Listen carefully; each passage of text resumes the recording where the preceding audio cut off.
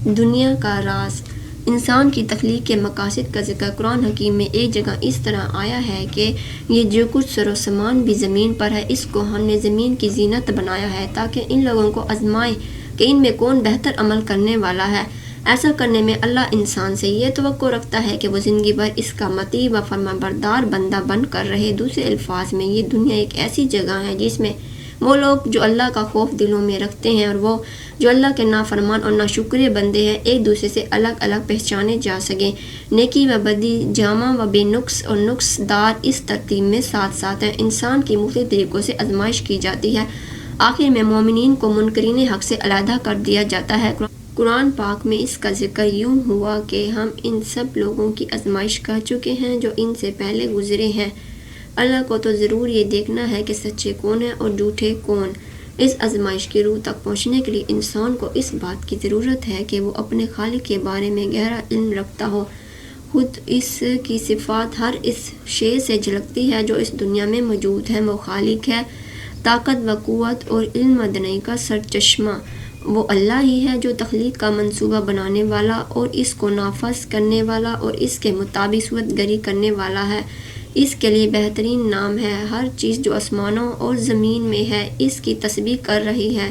وہ زبردست اور حکیم ہے۔ اللہ نے انسان کو مٹی کے گارے سے تخلیق کیا اور پھر اسے بہت سی خد و خال بخشنے اور اس پر بے شمار عنایات فرمائیں۔ کوئی بھی انسان از خود دیکھنے، سننے، چلنے پھرنے یا سانس لینے کے لیے اوصاف حاصل نہیں کر سکتا۔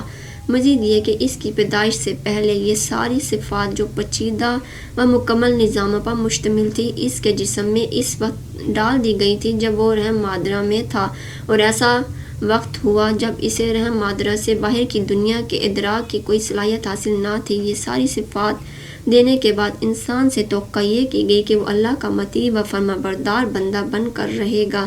تاہم جیسا کہ اللہ نے قرآن پاک میں ارشاد فرمایا کہ لوگوں کی اکثریت گناہ گاروں، خطا کاروں پر مشتمل ہوتی ہے جو اپنے خالق کی ناشکر گزار ہو، اس لیے کہ یہ اللہ کے حضور سر تسلیم خم کرنے سے انکار کر دیتی ہے۔ ان کے خیال میں یہ زندگی بڑی طویل ہے اور زندہ رہنے کے لیے ان میں انفرادی قوت موجود ہے، اس لیے ان لوگوں کا مطیع نظر یہ ہے کہ جب تک یہ زندگی ہے اس سے خوب فائدہ اٹھایا جائے۔ انہیں موت اور آخرت بھول چکی ہوتی ہے۔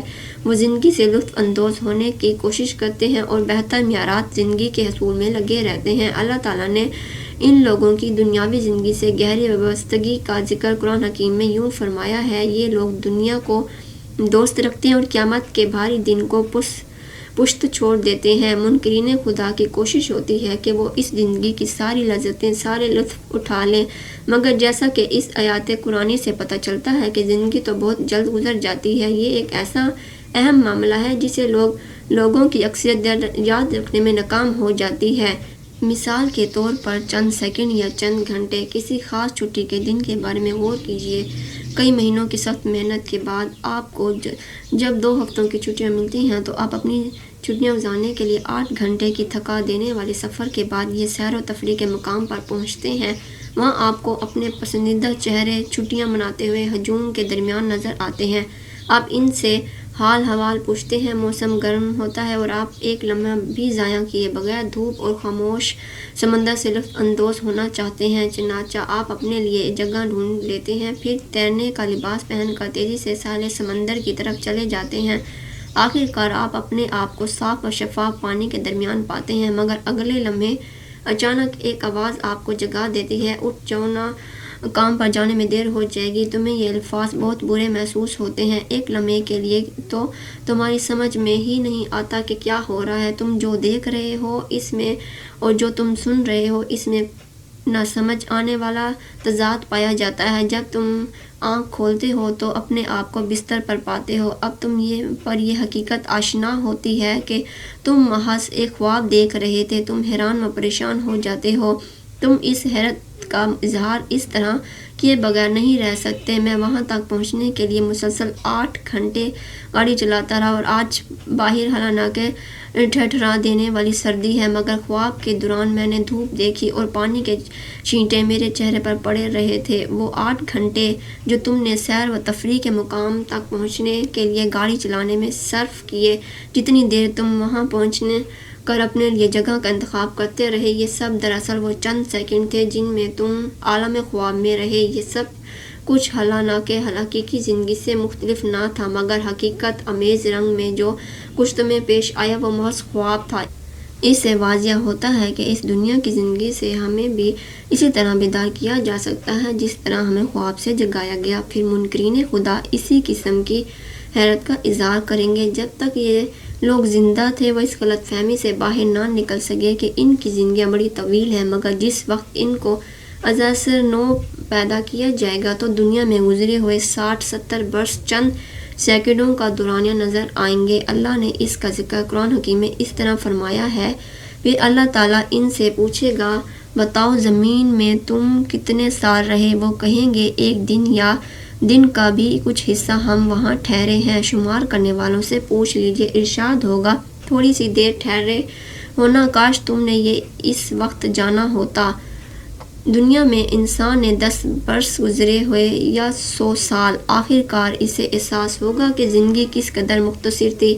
یہ بالکل اس انسان کے خواب والا معاملہ ہے جو طویل تعطیلات کے دوران اچانک خواب سے اس وقت جگایا جاتا ہے جب وہ بہت سے خوبصورت مناظر دیکھ رہا تھا، پھر اسے خیال آتا ہے کہ یہ سب کچھ تو چند سیکنڈوں پر مشتمل خواب کی دنیا کی باتیں تھیں۔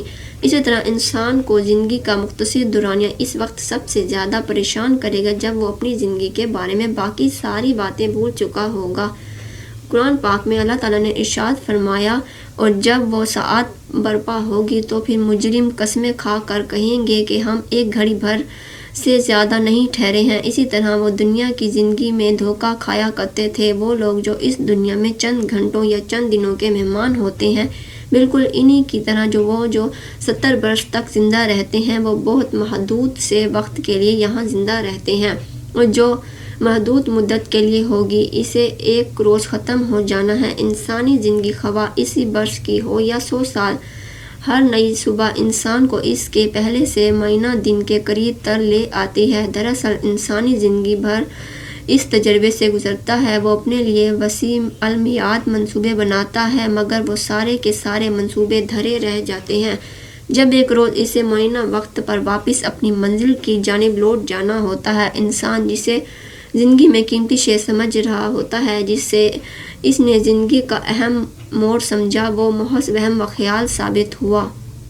تاریخ کے آغاز سے ہی اللہ نے انسان کو ہدایت فرمائی کہ یہ زندگی عارضی ہے اور آخرت ہی اسی کا اصل و دائمی مسکن ہے۔ اللہ کی آخری کتاب میں جنت و دوزخ کے بارے میں بہت سی تفصیلات دے دی گئی ہیں، مگر انسان پھر بھی اس لازمی حقیقت کو فراموش کر بیٹھا ہے۔ وہ اپنی ساری تگ و دوڑ اس دنیا کی عارضی اور مختصر زندگی میں لگا دیتا ہے۔ تاہم صرف وہ لوگ جو زندگی کو حقیقت کی نظر سے دیکھتے ہیں، وہ اس کی اصلیت سے باخبر ہوتے ہیں۔ وہ یہ جانتے ہیں کہ دنیا کی زندگی کا موازنہ کسی طرح بھی آخرت کے ساتھ نہیں کیا جا سکتا۔ اس لیے زندگی میں انسان کا مقصد صرف جنت کا حصول ہوتا ہے، جو انسان کا ابدی ٹھکانہ ہوگا، جہاں اسے اللہ کا بے پایا لطف و کرم حاصل ہوگا۔ صحیح عقیدے پر رہ کر اللہ کی رضا پر قائم رہتے ہوئے اس جنت کا حصول ممکن ہو سکتا ہے۔ تاہم وہ لوگ جو اس دنیا کے خاتمے کے بارے میں نہیں سوچتے اور اس زندگی کو دائمی زندگی سمجھ کر گزارتے ہیں، یقیناً ہمیشہ کی سزا کے مستحق ہیں۔ اللہ نے ایسے لوگوں کو دردناک عذاب کا ذکر فرمایا ہے۔ اللہ نے ایسے لوگوں کا انجام قرآن پاک میں یوں فرمایا، اور جس روز اللہ ان کو اکٹھا کرے گا، یہی دنیا کی زندگی انہیں ایسی محسوس ہوگی کہ گویا یہ محض ایک گھڑی بھر آپس میں جان پہچان کرنے کو ٹھہرے تھے۔ اس وقت تحقیق ہو جائے گی کہ فی الوقت سخت گھاٹے میں رہے وہ لوگ جنہوں نے اللہ کی ملاقات کو جھٹلایا اور ہرگز وہ راست پر نہ تھے۔ بس اے نبی صبر کرو جس طرح پہلے رسولوں نے صبر کیا ہے، اور ان کے معاملے میں جلدی نہ کرو۔ جس روز یہ لوگ اس چیز کو دیکھ لیں گے جس کا انہیں خوف دلایا جا رہا ہے، تو انہیں یوں معلوم ہوگا کہ جیسے دنیا میں دن کی ایک گھڑی بھر سے زیادہ نہیں رہے تھے۔ بات پہنچا دی گئی، اب کیا نافرمان لوگوں کے سوا اور کوئی ہلاک ہوگا؟